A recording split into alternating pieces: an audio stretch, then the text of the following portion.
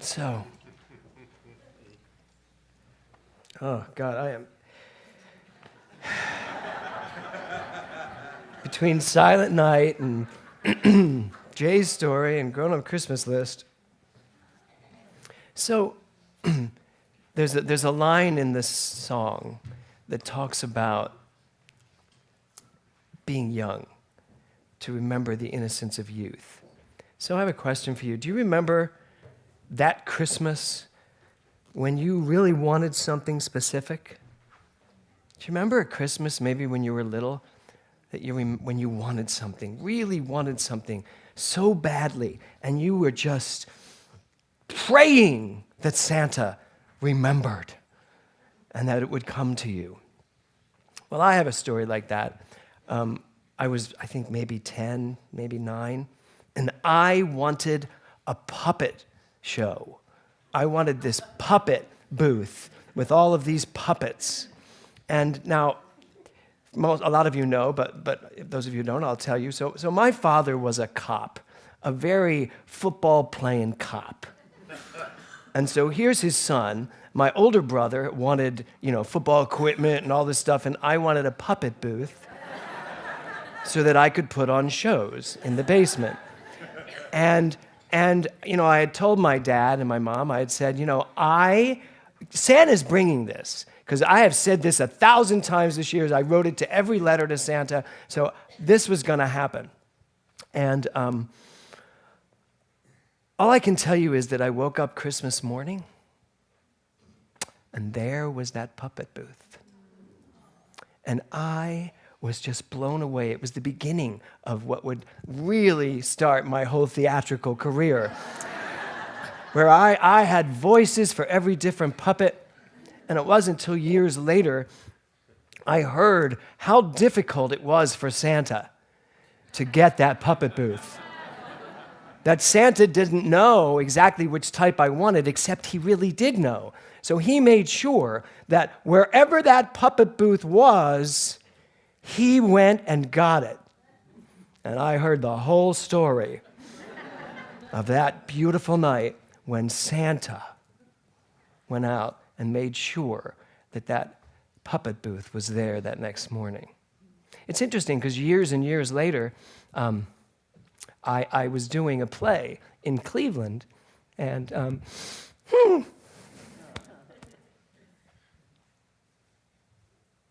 it was probably the pinnacle of my career. Even though I'd already starred on Broadway and this was Cleveland, it was the pinnacle of my... I didn't realize that was funny. That is funny. True. And I was doing a show directed by a Tony Award-winning director, and it was touted to go back into New York and go to Broadway. It was this amazing revival of Carnival, and I was playing Paul, which is the crippled puppeteer. And I had to do all these different voices and sing songs in different voices, and it was really quite a tour de force, and I loved playing. It's my favorite role ever, even though he's very dysfunctional, but by the end, he turns it around. And I remember on Christmas Eve, because we were there at Christmas time, it was Christmas Eve in Cleveland, and I was preparing to go on stage, and all of a sudden, and I had all my puppets around me in this dressing room, because I wanted the puppets with me so that they were like live parts of who I was. And I would bring them out and put them where they'd have to be for the show. But there's a puppet in the show called Carrot Top. And he's like the star of the show, although I was behind him, so I was really the star of the show. So I remember sitting there Christmas Eve with Carrot Top sitting on my dressing table, and I'm getting made up and all, and getting into Paul's character, and my hair was down to here, and all of a sudden I just looked at Carrot Top and saw my father, who had passed, who was alive at that time. My mom had passed. And I was just flooded with emotion. So much so, I almost couldn't go out on stage. I couldn't control the emotion I had about something I hadn't remembered. Because my father and I had such a tumultuous relationship that I forgot about that night in my life. So that's what I'm asking you to think about. Something that you really wanted in your life, something that you got on a Christmas. some relationship that came into play in a better way. So now I'm going to ask you this. Do you remember a Christmas when you gave something really amazing to someone? Because as children, as Nora said, as children, we're about the getting. We're about the what's Santa going to bring me? And as we move into adulthood, we move into what can I give? Hopefully. What can I give? So do you remember a Christmas when you gave something that meant so much to you? And the irony for me here, when I was putting this talk together, is that the Christmas I remember is the Christmas I was in Cleveland. Cleveland. And Kevin was not in Cleveland at Christmas. He was in Queens, New York.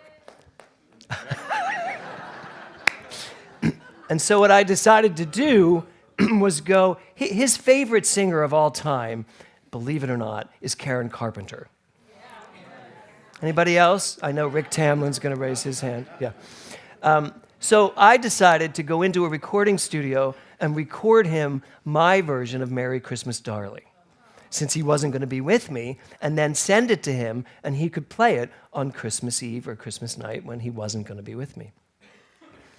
And I got to tell you, I remember what that felt like to just, that's all I cared about. I didn't care about what I got. I didn't care about what I got anybody else even, although I'm sure I got a lot of people a lot of things. But I couldn't wait to just give that thing, that recording of me singing.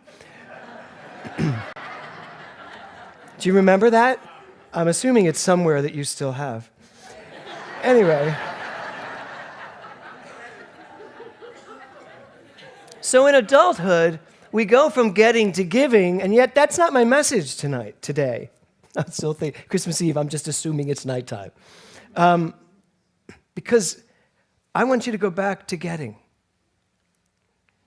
As adults, we're more about giving. We're more about getting through the holidays. We're more about how fast can I get this done? Did I get all my shopping done? Did I wrap all the presents? Did I blah, blah, blah, blah, blah? And yet, what I want us to do is get back to receiving. To receiving. The title of my talk today is With Childlike Wonder.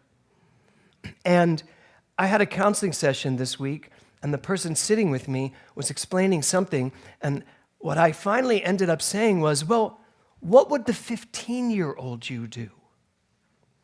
And as soon as it came out of my mouth, not something I was thinking of, it just came out of my mouth, as soon as it came out, I thought to myself, oh my God, how many things in my life could I ask myself the same question about right now? What would you have done at 15? What would you have done at 19? What would you have done at 25? What would you have done when you had the passion and the childlike wonder that didn't know so frigging much? Because we know so much, we don't allow the childlike wonder to come through. So this Christmas for me, with childlike wonder, this Christmas for me is all about going back to that puppet booth. Going back to the child inside of me that wanted the puppet booth. I fear now that I'd be like, I don't think it'll fit the decor of my living room. Would it, Nick? I'll put it out back. If anything goes out back. No, but I worry that I would be thinking to myself, I can't fit that into my life. How could I spend an hour or two a day sitting behind a puppet booth playing with puppets? Well, you know what? I'm not getting a puppet booth. I have to find that time. I have to start receiving the childlike wonder that is coming through me that I keep saying, I'll get to that, I'll get to that. Nadine was just telling me that her grandmother passed at 89, and that it was a beautiful passing, and that she passed right there with Nadine. And when she said 89, I thought to myself, oh my God, I'm 63. That's only 26 years more. If I were to go at 89, and we all know I'm here to 110 at least. But I thought about it. Time is infinite, yet the time here in this body, with this body of friends and family, has its limit. And so, where's the puppet booth? Where's the joy? Where's the passion? Where's the childlike wonder that sweeps me off my feet? The definition of wonder is this: a rapt attention or astonishment at something awesomely mysterious or new to one's experience. When was the last time you had a new experience so profound it knocked you off your feet? Well, guess what? They're happening every single day. But as adults, I don't have time for that. I don't have time to be knocked off my feet. That's like 10 seconds to get back up. I'll need that time to sit behind my desk and look at the computer and tweet something. Well, I had a moment of the childlike wonder about a week ago when I came home from teaching a practitioner class, and Nick Williams had magnificently created a backyard. I say yard, it's such a wrong word. Had created a spiritual getaway. And when I walked in the door, I was with my son, and we walked in the door, and we both looked through the door, and my son turned to me and went, "Oh my God, it's like we're standing in a magazine layout." It was so gorgeous, and yet it's gotten even more gorgeous. Now, for me, what a gift, thank you. And for you, what can you do to allow more of this childlike wonder to come through you? Because it's all about receiving, folks. Are you willing to let it happen? Are you willing to receive it? Are you willing to receive the creativity, the passion that's coming through you every single moment of every single day when you are aware and awake to it? So, how do we get to that new thing? How do we get to something new being born in the world? And I guess the real question is, what is Christmas where we are right now? I mean, isn't this exactly what the birth of Jesus was all about? Giving birth to something new, a new energy, a new life, a new consciousness. That's what we get to celebrate today. It's not about religion. It's about consciousness. It's about philosophy. It is about your life expanding in so many different directions. So the real question is, what exactly is Christmas to you? And I'm going to invite some friends up to actually answer that question. So come on up, guys. Can I have my book there, Kevin? Robbie? Is Robbie here? Oh, sorry. Okay.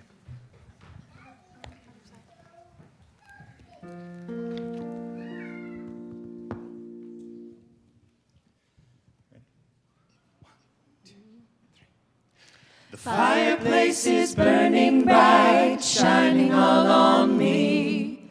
See the presents underneath the good old Christmas tree. And I wait all night till Santa comes to wake me from my dreams. Oh, why? 'Cause that's Christmas to me. I see the children play outside like angels in the snow, while Mom and Daddy share a kiss under the mistletoe. And cherish all these simple things wherever we may be. Oh, why? 'Cause that's Christmas to me. I've got this Christmas song in my heart. I've got the candles glowing in the dark. I'm hanging all the stockings by the Christmas tree. Oh, why? 'Cause that's Christmas to me. Oh, why? 'Cause that's Christmas to me. I listen for the thud of reindeer walking on the roof as I fall asleep to lullabies. The morning's coming soon. Only gift I'll ever need is the joy of family. Oh, why? 'Cause that's Christmas to me. I got this Christmas song in my heart. I've got the candles glowing in the dark. I'm hanging all the stockings by the Christmas tree. Oh, why? 'Cause that's Christmas to me. Oh, why? That's Christmas to me. Dum dum dum dum dum dum dum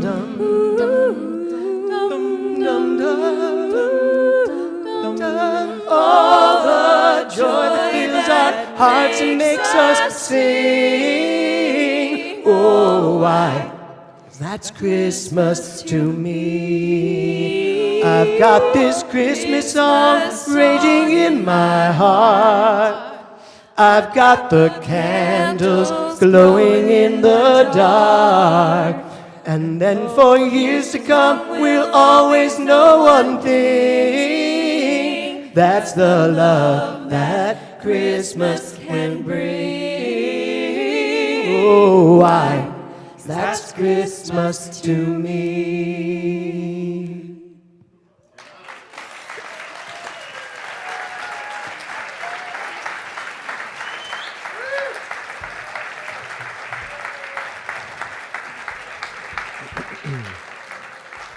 So, Charles Dickens wrote, "Happy, happy Christmas that can win us back to the delusions of our childhood days. Recall the old man, the pleasures of his youth, and transport the traveler back to his own fireside and quiet home." As I said earlier, and as Jay said in his meditation, Ernest Holmes said that Christmas is for remembrance. So my final question to you is this: what will you remember from this Christmas? How will this Christmas stand out from all the other Christmases? As a minister, I can tell you every year, standing up here and giving a Christmas message, this will be my 16th Christmas message, and when I asked myself, what have I talked about all these years and what's new? And I got to the answer was, well, I'm new. This is new. This moment is new. So for me, I'm going to remember about this Christmas that I have the possibility and the opportunity every moment of every day to live in a Christmas consciousness of seeing the wonder that the world is. As it says in the Bhagavad Gita, one cannot attain peace if you're willing to entertain the opposite. If I entertain wonder, and I call wonder the central figure in my life, and I stand in that wonder, and I insist on that wonder, and I see it wherever I go, and refuse to entertain its opposite, then it's going to be Christmas every day. That's really what I want to remember about this Christmas. That in the midst of all the hubbub, I stepped aside for a minute, put my guard down, and allowed something to come through that said, this is what Christmas is all about. There is a child in you that is just waiting to be born into wonder and a wonderful experience of life. So every time you say Merry Christmas for the next 24 hours, or every time you hear Merry Christmas, I want you to attach it to your childlike wonder. And remember this moment when you heard it, that there is that in you and that in me, that when I'm in my place and you're in your place, we are in the same place. And that place is the center of love. And that's what Christmas means to me.